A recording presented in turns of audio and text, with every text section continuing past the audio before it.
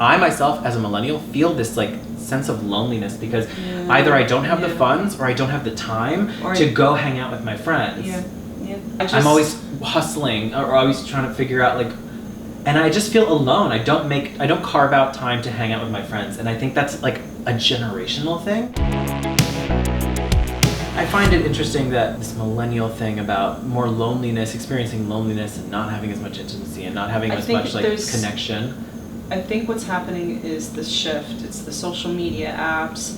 It's also. I also hate that as our like as our way of connecting. We're not used to it. It's a highlight reel, and I don't like comparing myself to other people, but that's all I do, and I found it's really toxic for me recently to do so. And that's why I want to prioritize like my career, and I can't mess around anymore. Like I have to prioritize my career because there's no point in me dating if I don't have the funds to go out and spend comfortably or treat that other person or like have something to bring to the table, because I feel like you can't just be a human being anymore and be appreciated for your personality. People are looking at you and going, what's your net worth? Like what's your job? That to me is like shitty. I hate that. But unfortunately it's like that's what everybody asks, like, oh, what do you do for work? What do you do? And I feel like in Europe that's offensive. I feel like in other parts of the world that's like eventually the conversation is led there and people are genuinely interested, but at first it's like they want to see what's inside here.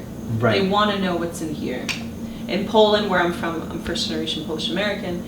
I've been all over. I've been so fortunate to have traveled the world, literally. There's a difference. But then again, you'll meet similar like people out in Europe that are following the current brats. I call it the brats trends, you know. Because there's nothing real about it. This whole idea of perfection in a single photo, in a collage, in a video, you know, whether it's Instagram or Facebook or anywhere else, like it's gotten so toxic, not just overrated, I think. And I've had this conversation with my sister. She's almost 7 years younger than I, so it's generation what, Z, or I don't even know, like where they even come up with these ideas like generation. I don't know. Gen Z, I think. Gen Z, yeah. There's something real about it. And then you meet people and you realize what's going on, like the mannerisms, who they are. You start to see what's in here in their mind and like, you know, really deep down, like what's going on. There's just such a facade. I'm over it. And I feel like dating apps, now that I just recently, since I'm ready to be more open and vulnerable in the last like couple weeks, I just... Me too. Mention it all!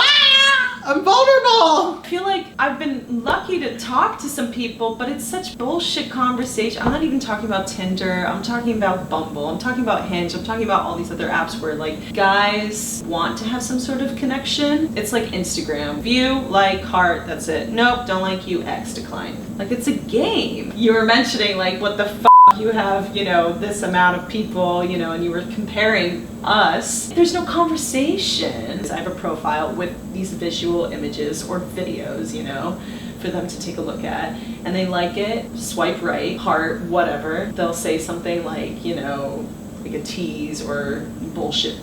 Pick a line. And then I never hear from them again. Or I don't hear from them at all. Yes, I rarely make the first move because I'm a lady like that. I have to connect with you, it's all or nothing, but I'm super old school. Even if I do make that move and I'm bold, it doesn't lead into anything. I might get a response, but it's just like, and I don't think it's men being intimidated, but really what I think it's coming down to is just that people are like, whatever. People are lazy, and also there are all these other options. There are all these other gorgeous women out there too. It's a dating app, you know, like it's not going in person on a blind date. So is that the best thing to do, is like put yourself out there physically and meet someone? I'm not all about the whole blind date. I don't think I'd ever be down. Well, yeah, I went on a blind date once and I ended up dating a white witch. I mean, not dating them, but like it was a date with a witch. Like they were Wiccan. I did not know anything about that. I made him pay for sushi. I mean, no offense to my Wiccans, but like I wasn't ready for that. I grew up in a very like Christian-like household, so I don't know why that was. I meant to do this. I don't know why this was like Christian household. Like I want to give people an idea, a better idea of like I guess how we are as a generation, and by no means are we the representatives of like an entire generation. But I listened to this very interesting NPR episode, and I can link it in the video description below. But it was basically this girl who like wrote a book that was like, thanks boomers. And it was like millennials explaining why we appear to be lazy, why we appear to be less successful, why we appear to like not perform in the same way that they did at our age back in the day. And a lot of things changed. It's a lot harder to buy a home because homes are way more expensive. As far as I understand, there's less programs available for us to access like home ownership. I feel like now unemployment is like very high, and they could get jobs with less education back in the day and be able to like provide for a family and stuff like that. And back then people were getting married like a little earlier than us, and we're putting things off because our careers like are first now, and we're trying to just like make sure we're good. And we have like, most people have student debt that they're trying to like pay down. So that whole situation is crazy, dude. And it's an invisible that's an invisible weight to carry. Worse and worse, and no one's doing anything about it to change it. They talk, but they don't take action at all. That's what a lot of people are struggling with in our age My group. sister's struggling with it. I've been very fortunate. I didn't have to, but she's like an X amount of money in debt. It's a lot of effing money. They talk about it in these elections, like just recently, but where I come from originally, we don't have this problem. Not that Poland's the most perfect country in the world. I heard that Robert Kiyosaki, he's the guy who wrote Rich Dad, Poor Dad, and he said in a video that I found was interesting, in 1971 or something like that, when the gold standard was like taken off of the value of the dollar, that's what kicked off inflation. And like the way to like maintain the economy was through getting Americans debt. So I find it very interesting that like we've been encouraged to like use credit cards like crazy and to get these student loans for this education that was supposed to promise us careers, which not everyone's getting these careers. And that's what the NPR thing was really interesting about, because there was people calling in and they were saying like, I remember graduating like almost 10 years ago, and you were lucky to get a job if you got one, and it only paid you like $30,000 to $40,000 a year, and you had these like student loans to pay back. And that was like a rent every month. So people were like moving back in with their parents, and people were like, oh, they're just living with their parents in their basement and blah, blah, they're lazy. It's like, or maybe they just can't. Like maybe it's just really difficult. So it's not unknown. Like this is not unknown. Like we all know this. Each of our struggles is like unique to each of us. And I just like, I wanted to know like, what do you feel like you're struggling with? I feel like I struggle with confidence a lot of the time, how to navigate my career and things like that. That's definitely part of it. I just need to better identify like where I'm going and how to go after it. I just get so sick and tired of like throwing spaghetti at the wall and people saying like, yeah,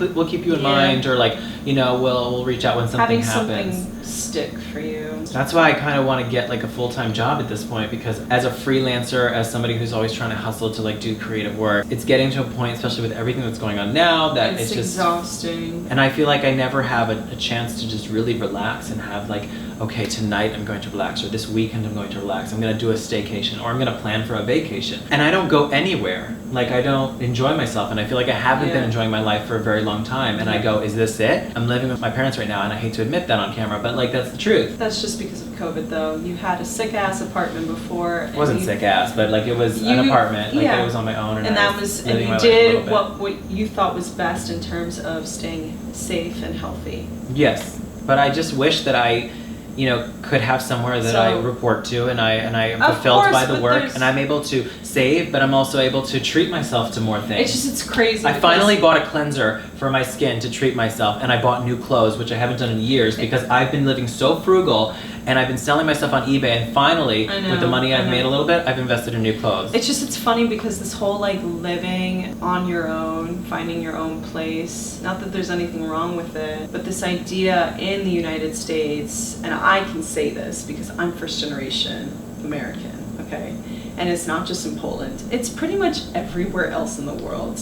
It's really okay to stay at your parents' or just live down the street or visit your family, like just having the same house in the backyard on the farm. In Poland, that's how it is. Like in other parts of the world, it's so normal, not just in Poland, but in so many other countries. To have your family, like just to live with your family and not be forced out. Get an education or figure out what you want to do. If you decide to get married and have a family, great. But it's normal. It's okay, and it's acceptable to live with your parents. And it's even wanted. So it's desired. It's desired. You know. So and this is a Western perception and ideal, is to be independent and to like flee. This started way like long time ago, and there's nothing wrong with it. There's nothing wrong with not just trying to have your own independence or your own space, but just wanting to not live with your family and your parents. Yeah. Like, I think I would go a little crazy. Yeah, I'm going crazy, but I'm actually finding that I'm don't get me wrong, friends with my parents. Like, just so you know, to make it clear, like I do have cousins out in the motherland that don't live with their parents, but they visit them every single Sunday, just like in a traditional Italian household. So you have family dinners every weekend. I wonder how many families in the States though are like that. But I find like I think a lot of millennials, correct me if I'm wrong, but I feel like a lot of us are friends with our parents. In a way. They're parents though too, you know? They are, but I almost feel like it depends who you know. are. It depends on your upbringing. It depends if your parents are even in the picture. Yeah, I know. It's all these factors. But if you're going back home to live with your parents, I mean, I feel like a large majority of people, or a large group of people at least, are like on a friendly basis with their parents and they're making it work. And like I found ways to cope and kind of be around them. We talked about like what our perfect sanctuary homes would look like, you know, once we are able to afford that and make it happen.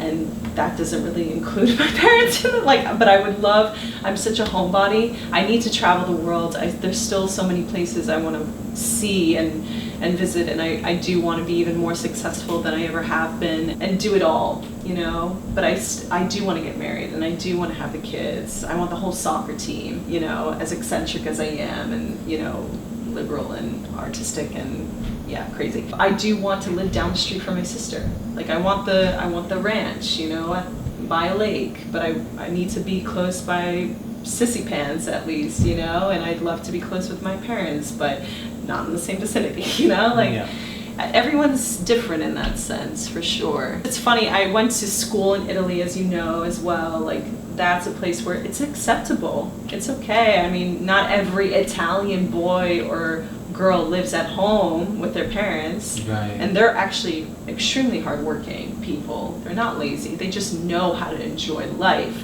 But they're homebodies, and it's okay to live with your parents. I wish that I was able to do that more, and it's a practice, and I need to practice it. How to enjoy my life more instead of judging my life, instead of shitting on my life, instead of feeling like I'm living with my parents and like I'm a piece of crap. And you're not. There is a global pandemic, and you're going to be out of there eventually once this is all over with. And I know like what it is that I want. I already have the vision board. I know exactly what like the apartment's going to look like, and I know how it's all going to be. I just need that job, and that's why my priority is to get work in order. We're a lot older now. We're still sticking to it. Our art, our artistic ventures, even though we have accomplished this and that, but we've struggled. We're still here. We're still trying to make it work. We're still doing the work. So who is that person, and what is the right strategy? What is the right path to take in order for us to get to that point? And it's not just to have the perfect house or apartment of our dreams. It's just to like live our lives. Because if you're happy in your career, it's not just in the United States. Again, I've witnessed it. There are very, very little people out there who realize what it is, what they want to do with their lives. They go after it. They go after their dream. They're not just dreamers. They work their fucking asses off, and they stick to it. And they have the blindfolds on, and they let nothing get in the way, and they never quit. They never give up. It's really, really rare to meet someone who works so hard after discovering at 14, 15 years old what it is that they want to do. And they become successful at it, or they're just able to pay the bills and to have a place of their own. But because we've like kind of ventured out maybe in so many different areas, and we were maybe a little unsure, but also life hit. There's a now pandemic again. But isn't that what your 20s is sort of about? Yeah, like to explore and try things. And I feel like I did try a couple different things, and that's what led me to where I am right now. Yeah. But it doesn't mean that we're not going to be successful. And in the natal chart you read about me, it said that I will, once everything's solidified, that I would experience everything will work itself success. out. Yeah. And also you're going to meet sugar daddies. And I would likely meet a sugar, yes. Which made a lot of sense, because I literally thought to myself, yeah, I could do that. Scenario. I could work with that. Just don't be hideous, and I could make it work. Yeah. We're gonna have the picnic in like 5 years with the kids running around with the Porsches right there. Oh yeah. Yeah, we're gonna be Stepford wives. Definitely. That's the only life for me. Yeah, you're going to be the godfather of my daughter. What do I want the most? What do you want the most as a millennial or as a woman, as a young woman in her 30s, at 30, like me? I do want success, and I want that next, like you, that next big step, that person, a mentor. A mentor. Or not just a mentor, someone that will be a part of something that will believe in me in order to finally fulfill all my artistic aspirations. I think that's a mentor. Yeah, but sometimes mentors can just like give you the advice and not actually. Right. Yeah, they can only do so much. Yes. So, yeah. Right. Somebody who's a mentor who wants to see you succeed. Yeah, exactly. Yeah, and we'll make it happen. I just really want a successful career at this point. Look, at the end of the day, we all want the same things. Let's be real. And it doesn't matter where you come from, your culture, what you look like, how you were raised, what's going on in your head. It really doesn't matter what gender you are, what sexuality you are. It doesn't matter. We all want the same things. We want happiness, we want success, we want money. Some of us want fame, we want more of everything. We have a huge ego. We want love, we want compassion. No wonder people are going fucking crazy. So, yeah. I want the same things like you. I want the world. More. I just want to be happy though. I want joy. I want to be happy. I don't want to wake up. I don't want to wake up in the morning feeling like I gotta fight for it. Because yes, I'm ready for the fight. And I know as an artist you have to fight for it, but sometimes I'm tired, like why can't I just get that break? What do you want? I want a job that I don't hate. You want the same things as I mentioned, for sure. Pretty much, yeah. I want a job that you don't hate. Yeah, that I don't hate, that there's flexibility in terms of I can like work independently, but also like work in a team, but there needs to be harmony and I have to like the people that I'm working with. Otherwise I become very like inefficient or just disinterested and I just like remove myself because I just can't deal with people all the time. Yeah. Like people are a lot. Like the people in this world got issues. I got issues too, so no one's perfect. No one's perfect, but most people it's like damn, like yeah. Can you just I'm at least close like, to perfect. It's just like, work. Calm down. Don't have a Napoleon complex. Don't try to be patronizing. Don't be a bitch. Don't be rude. Wake up on the right side of the bed. Ha! I just want a job that like doesn't kill me and that pays me a decent wage. So I can, which is $90K a year. That's decent. So I can afford to live in New York or more. And I want to live bi-coastally. I want to have a place in LA. I'm a winter bird, right? So like I travel 6 months out of the year. I'm somewhere warmer and I come back. You know, so that's my ideal life. And then I want to like have an intimate, passionate relationship. When they see me, they pick me up, they spin me around, they throw me up into the air. He wants the $300 Cristal champagne. Yes, I want the champagne. Bring the Prosecco, bring the Veuve Clicquot. I want that. And I want to travel more. I want somebody who like takes me by the hand and goes, we're going. And I'm like, okay, let's go. Let's go to that place that's like that restaurant that's playing Spanish guitar. Let's go to Europe. Let's go here. Let's go there. Let's like do all these adventure things. Yeah. I'm not going to take initiative, but if you push me, I'll go. Obviously, I'm willing to work hard for it because you have to work your fucking ass off for it. I'm willing to work so hard and I have worked hard and I know you've worked hard, but I want the jet. I want to be able to hit you up. Like I always joke around and be like, Alex, get ready. We're going to Ibiza. And you're like, okay, do we have a plan? No? Okay, fine. I'll just grab toothbrush and toothpaste. Let me get my satin shirt. Yeah. Be ready in 5. Then I'm hearing the jet like land. I love you. We will make it, I think. I would like to think so. Everything will be okay. This ring. Are you okay? Yeah, I'm good. Everything will be fine. We will make it work. We will make things happen. There you go again. Okay. It'll work out. We just have to put our head down and we have to like go full force. And I think prioritize. So like the quadrant in my life that needs to happen is the career, and then I can worry about the love. But I am blessed, and I know that you are counting your blessings too. I get so mad when I look at the world and see everything that's happening, and I wish there was more that I could do. That's my Aquarius, by the way. For anyone that's hating on Aquarius, I'm a humanitarian at heart, so I just want to help every single person. And that's maybe that's just me. I'm too much of a giver. No, I need to learn how to stop doing that. That's part of my personality I would trait. give the limbs off my body. Like I gotta quit that.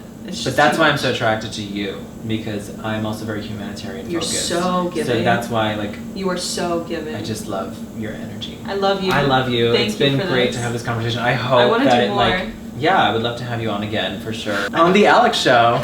But I hope you guys enjoyed this conversation. I hope that you thought it was interesting. I hope you could relate to it somehow, or hopefully not. Like the sad parts, like hopefully you don't relate to it. The struggle part. But I hope that you take something away from this. If you know somebody who's relating to this, maybe share it with them. And if you enjoyed what you heard today, I would love for you to leave a like. Please subscribe to my channel. That would be great. It helps me out. And if you're interested in similar content like this on my channel, click this video above. And if you're interested in just general content from the Alex Show, click this video right here. And I'll see you guys in the next video. Love you so much, and thank you for subscribing. Mwah. See you next time. Wait. Wrap! Okay. That's a wrap. All right. That's a wrap. That's a wrap. Oh, I'm sweating.